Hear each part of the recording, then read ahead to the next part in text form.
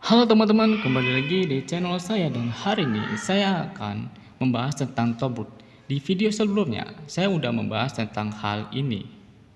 Saya akan cek video sebelumnya, di mana saya itu membahas bahwa seseorang kalau misalnya andaan, padahal itu tidak ada lucunya dan tidak ada kata-kata yang sangat bikin perut ketawa gitu, enggak.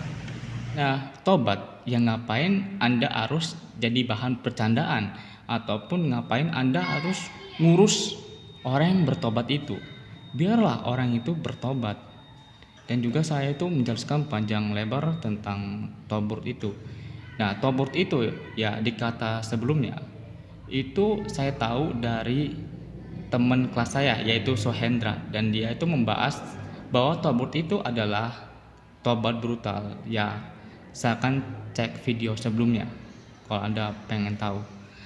Nah, saya udah cek di Google. Sekarang tuh cek di Google. Kalau kemarin kan itu cek di WhatsApp, dan saya cek di Google dan sangat berbeda. Apa yang berbeda? Di Google itu di sini sangat apa ya kata-katanya kayak nyeleneh ataupun berhubungan tentang seksual. Apa arti tobat di versi yang lainnya, yaitu toket gede. Dan juga saya itu nyari lagi karena saya juga bingung toket itu apa, dan akhirnya dapat dari chat GTP atau intinya chat dari AI itu bilang bahwa toket itu adalah payudara dari perempuan itu. Kalau digabungin adalah payudara yang sangat besar. Itu digabungin. Makanya saya dari awal itu ngomong bahwa ini sangat nyeleneh ataupun sangat seksual. Karena ini payudara ataupun ini berhubungan tentang biologis dari manusia itu atau tubuh dari manusia itu. Ya sebenarnya saya juga bingung kalau membahas tentang ini. Kalau membahas tentang yang waktu kemarin itu tobat brutal, saya masih bisa menjelaskan dan masih berpendapat tentang hal itu. Dan ini sangat bingung ya. Ya buat apa juga gitu payudara gitu, buat apa gitu. Dan saya cari lagi tuh informasi tentang toket besar itu, dan saya nemu di TikTok ataupun ya itu dari ChatGPT bahwa toket besar itu kenapa bisa viral, kenapa bisa tren, itu karena video yang joget-joget yang menunjukkan seorang wanita itu menunjukkan payudaranya. Dan ini menurut saya itu agak celaka, ya agak celaka. Harga diri seorang wanita itu diperlihatkan, ataupun intinya harga dari wanita itu murah sekali sekarang itu. Ya murah. Dan saya udah nonton berapa kali dan ya murah gitu. Di zaman dahulu kala video potongan ini diambil dari 3 channel ya. Silahkan subscribe mereka juga. Oke, terima kasih. Dulu, di masa jahiliyah, wanita begitu dihinakan, direndahkan, disepelekan. Orang-orang berpikir bahwa mereka adalah pembawa malapetaka, dan mereka hanya dijadikan sebagai pelampiasan hawa nafsu. Bahkan di masa Arab jahiliyah, ketika bayi perempuan lahir, orang-orang tidak segan untuk menguburnya hidup-hidup. Namun ketika Islam datang, semua berubah. Derajat wanita begitu ditinggikan. Mereka amat sangat dimuliakan. Mereka sangat spesial. Bahkan tak sembarangan orang boleh menyentuhnya. Apalagi berbuat lebih dari itu. Tapi sangat disayangkan. Sekarang, yang terjadi adalah mereka sendiri yang membuat diri mereka hina. Mereka sendiri yang menjadikan diri mereka rendah. Seakan-akan mereka tidak menginginkan kemuliaan itu. Mereka ridho terhadap sentuhan-sentuhan para lelaki. Mereka condong membuka pintu-pintu yang dapat menyebabkan diri mereka rendah.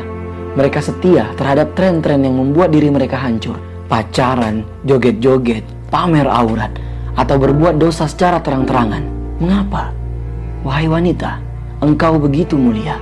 Tidaklah ketetapan-ketetapan yang Allah berikan kepadamu, melainkan untuk menjaga kesucian dan kemuliaanmu.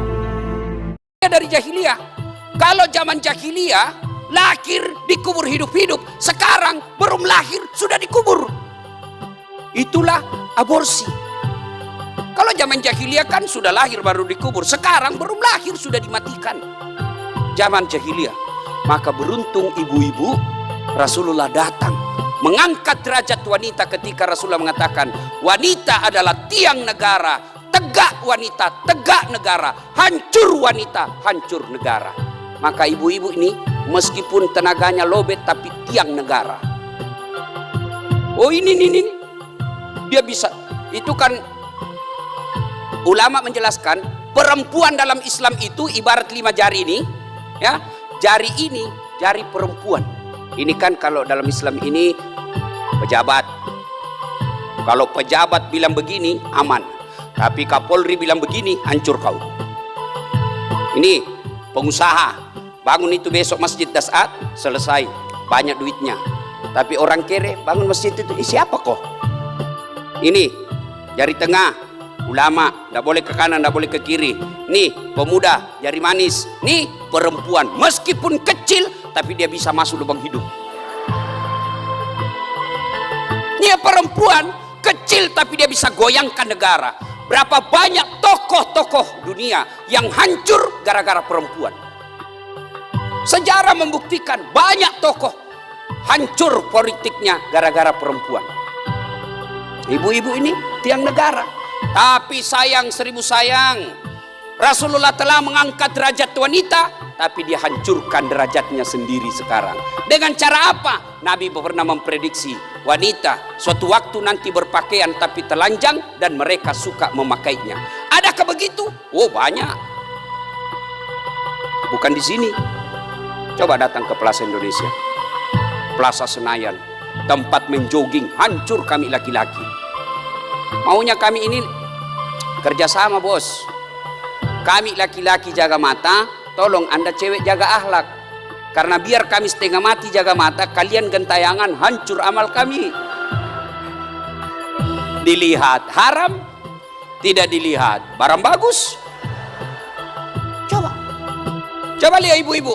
Bahkan ibu majelis taklim sendiri banyak sekarang yang merendahkan derajatnya. Dengan cara apa? Coba kita lihat. Olahraga lah dia. Ustadz olahraga haram? Tidak. Ibu-ibu olahraga sunnah, sehat supaya kuat ngurus anak, supaya suamimu tidak poligami. Tapi jangan campur laki perempuan. Ini depan kantor bupati, laki-laki perempuan campur, perempuan di depan, laki-laki di belakang, perempuan bajunya sempit, jilbabnya sempit, roknya sempit, bapak-bapak di belakang. Majulah ini ibu-ibu. 1, 2, bapak di belakang. 3. Mana ndak hilang hafalan? Adalah wanita yang tidak menutup rambutnya sehingga terlihat oleh laki-laki yang bukan muhrimnya. Perempuan yang digantung susunya adalah istri yang mengotori tempat tidurnya. Perempuan yang tergantung kedua kakinya ialah perempuan yang tidak taat kepada suaminya. Ia keluar rumah tanpa izin suaminya. Dan perempuan yang tidak mau mandi suci dari haid dan nifas. Perempuan yang memakan badannya sendiri ialah karena ia berhias untuk lelaki yang bukan muhrimnya dan suka mengumpat orang lain. Perempuan yang memotong badannya sendiri dengan gunting api neraka. Dari seorang perempuan itu sangat aman mahal. Sebelum harga itu tuh, harga dari perempuan itu murah. Tapi sekarang murah juga. Aku masih bingung gitu. Dulu harga perempuan itu murah banget. Bahkan bisa jadi budak dan juga lainnya. Dipermainkan. Dan habis itu pas ada satu orang yang menyelamatkan dari wanita itu, menaikkan derajat dari wanita itu, akhirnya perempuan itu berubah. Nah sekarang itu malah lebih murah daripada zaman dahulu kala. Zaman dahulu kala masih mending. Ini sekarang udah lebih parah lagi. Ya sebenarnya saya nggak gimana ngomongnya. Saya takut ada orang yang sakit hati setelah buat video tadi gitu, intinya gitu. Jadi saran saya ya, atau pendapat saya tentang tobur di sisi lain ini, itu buat apa juga gitu, menjadi tren gitu, buat apa gitu. Bagi saya tuh kayak toket besar ya. Kalau orang ya orang nih, perempuan ini kalau payudara yang besar, ya ngapain? Ya udah gitu. Ngapain gitu? Saya masih bingung sampai sekarang kenapa ini bisa jadi tren. Kenapa orang-orang joget itu bisa jadi tren gitu. Sedangkan video-video yang sangat bermanfaat, video-video yang sangat berkualitas Atau enggak? Contoh, kalau gue berteriak seperti ini, oh kelas menengah itu akan dihilangkan dan lain-lain, keluar dari mindset budak, mungkin orang-orang nganggap, oh ini serius nih orang nih, subscribernya jutaan nih, bisa disikat. Dan kalau mereka tunjuk gue, pasti habis gue. Karena hukum itu bekerja seperti itu. Itu bukan kalian salah apa baru kalian ditunjuk, yang mana. Tapi kalau kalian nih misalnya nggak ada yang dengerin, lo bikin instastory berteriak kebijakan begini, kebijakan begini, nobody gives a fuck. Karena hidup lu nggak penting, nafas lu nggak penting. Itu paham. Nah, itu kebebasan di situ. Kalau lu nggak punya enough suara, lu nggak punya enough voice, lu nggak akan disentuh sama mereka. Tapi ketika lu punya suara dan banyak orang dengerin lu, itu jadi ancaman untuk mereka. Karena orang-orang yang kayak gue, yang sadar dari orang-orang seperti kalian, itu sangat tidak disukai. Jadi kalau misalnya mereka tiba-tiba tunjuk, oh ini gini, oh kita bikin cerita begini, pasti habis. Karena yang bikin laporan satu institusi, medianya juga punya mereka. Jadi itu kayak satu storyline yang mereka tulis sendiri.